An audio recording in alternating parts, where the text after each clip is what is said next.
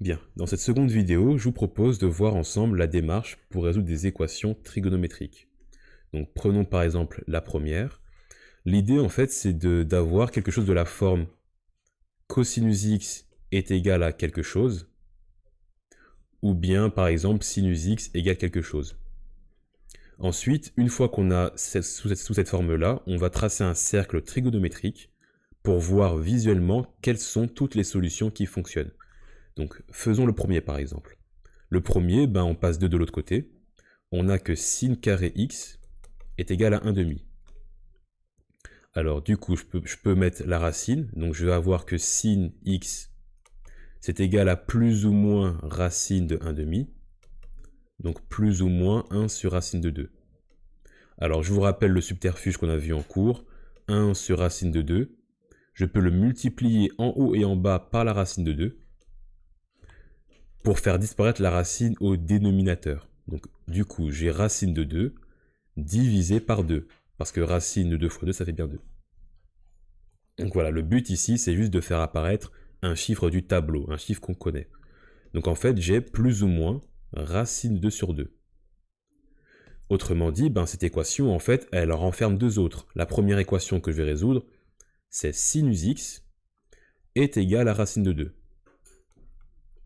La seconde, c'est sinus x est égal à moins racine de 2 sur 2. Alors, comment est-ce que je vais pouvoir faire pour résoudre ces équations? Alors, ce que je vais commencer par faire déjà, c'est tracer mon tableau. D'accord? Alors, le tableau, on l'avait tracé du coup précédemment. Racine 2 sur 2, c'est le sinus et le cosinus de pi sur 4. Du coup, je sais que si je trace mon cercle trigonométrique, je veux que le sinus soit égal à racine 2 sur 2, je dois donc tracer l'angle pi sur 4. Mais pi sur 4, c'est pas la seule solution. Ce n'est pas le seul angle qui a le même sinus. On voit que pi moins pi sur 4 est également solution. Donc son supplémentaire est également solution de l'équation. Alors pour finir, je peux prendre pi sur 4, mais je peux aussi faire un tour complet. Si je fais un tour complet, je retombe sur pi sur 4. Donc en fait, je peux faire plus 2 pi si je veux. Mais je peux aussi faire 2 tours complets. Donc plus 4 pi. 3 tours complets, plus 6 pi. Donc en fait, ça, pour le généraliser, on va le noter comme étant k fois 2 pi. D'accord? Donc c'est k étant le nombre de tours que je fais. Attention que k peut être à la fois positif, mais aussi négatif. Je peux tourner dans le sens positif, comme je peux tourner dans le sens négatif. Ça reviendra au même. Et du coup, 3 pi sur 4, c'est le même concept, ce sera plus 2k pi. Du coup, mon premier ensemble de solutions sera ceci. Alors, je veux également que sinus x soit égal à moins racine de 2 sur 2. Alors, à nouveau, je fais un cercle trigonométrique, et ce que je constate, c'est que moins racine de 2 sur 2 est ici. Du coup, ici, qu'est-ce que j'ai? J'ai moins pi sur 4. Et ici, je vais avoir moins 3 pi sur 4. Et maintenant, ce que je vais faire, c'est que je vais faire l'union de mes solutions. Alors, j'oublie pas de faire plus de k pi ici. Alors, ici, j'ai deux méthodes pour écrire, du coup, ma réponse. Alors, la première, c'est que je peux tout simplement tout écrire. Je peux dire que mon ensemble de solutions, c'est pi sur 4 plus 2k pi, 3 pi sur 4 plus 2k pi, et je vais joindre ici les solutions de ma deuxième partie. Donc ici, je vais avoir moins 3 pi sur 4, et moins pi sur 4. Mais comme vous pouvez le voir, c'est assez long. C'est correct, mais c'est très long. Du coup, ce que je vais pouvoir faire par contre, c'est remarquer que ma solution au final, je peux très bien partir de pi sur 4 et rajouter juste pi demi. Si je fais plus pi demi, j'obtiens ma deuxième solution. Si je refais plus pi demi, j'obtiens ma troisième solution. Et si je refais plus pi demi, j'obtiens en fait ma quatrième solution. Et alors si je refais pi demi, je reviens au point de départ. Du coup, en fait, je peux faire ça à l'infini. Du coup, ce qui serait beaucoup plus simple, c'est de dire qu'en fait, je vais prendre ici mon angle pi sur 4, et à chaque fois, en fait, faire plus k fois pi demi. Donc si je fais 1 fois pi demi, j'arrive. Donc si je fais 1 fois pi demi, j'arrive ici. Plus 2 pi demi, j'arrive ici. Plus 3 pi demi, j'arrive ici. Et plus 4 pi demi, ben, c'est comme si j'avais fait pi sur 4 plus 2 pi. Et donc je continue comme ça à l'infini. Donc du coup, une seconde méthode pour noter mon ensemble solution, c'est de dire qu'en fait, j'ai l'angle pi sur 4 plus k fois pi demi.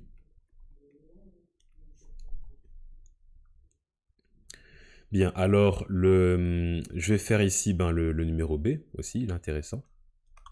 Alors le b, j'ai sin de x égale cos x.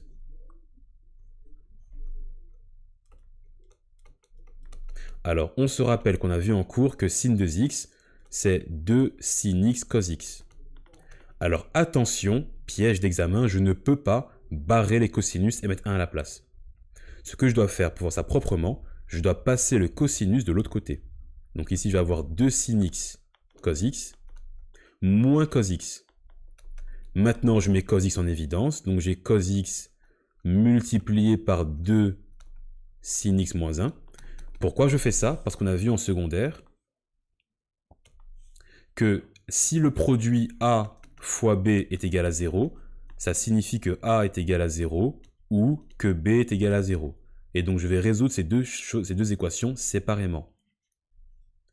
Du coup, qu'est-ce que je vais obtenir?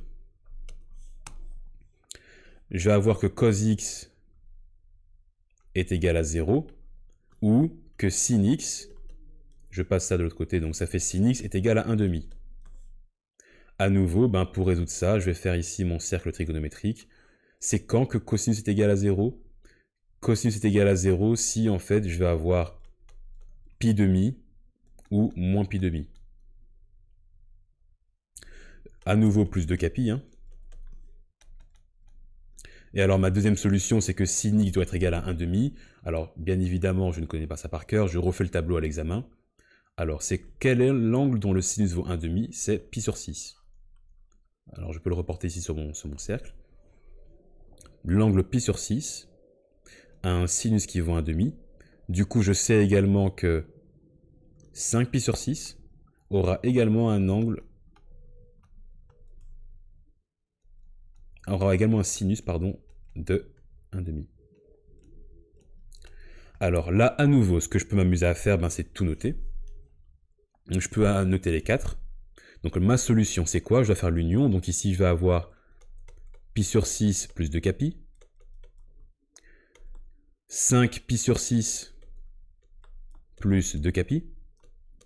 Et là, en fait, je ne suis pas obligé de mettre les deux. Ce que je peux dire simplement, c'est que je prends pi demi, et à chaque fois, je fais plus pi.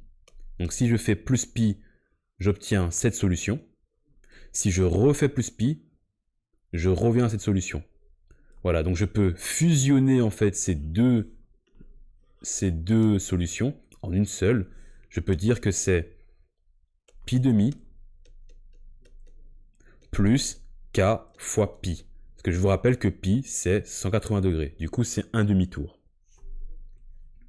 Alors, faisons une dernière, parce que les autres après, ça reste fort similaire. Faisons par exemple celle-ci, donc la E. Donc j'ai 2 plus cos 2x.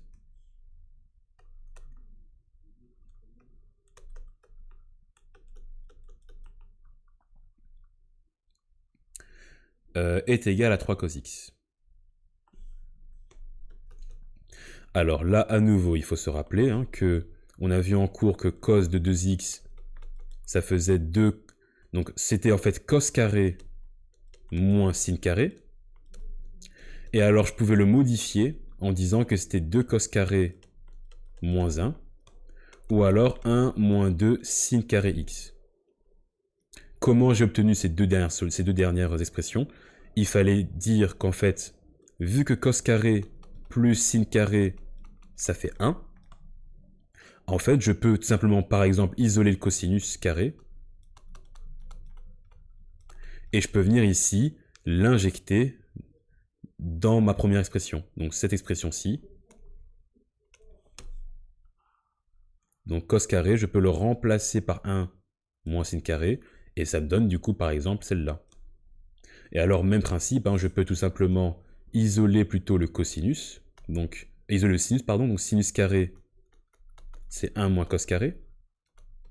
Je peux tout simplement remplacer sin carré par 1 moins cos carré ici. Et du coup j'obtiens cette expression-ci. Alors pourquoi est-ce que je vous fais ça? Je vous fais ça parce que là j'ai que du cosinus. Du coup ce serait cool si ici j'avais que du cosinus. Du coup la première expression avec du sin carré, je ne vais pas l'utiliser. La dernière non plus, je vais utiliser la deuxième. Donc je vais utiliser le fait que cos de x, c'est 2 cos carré moins 1.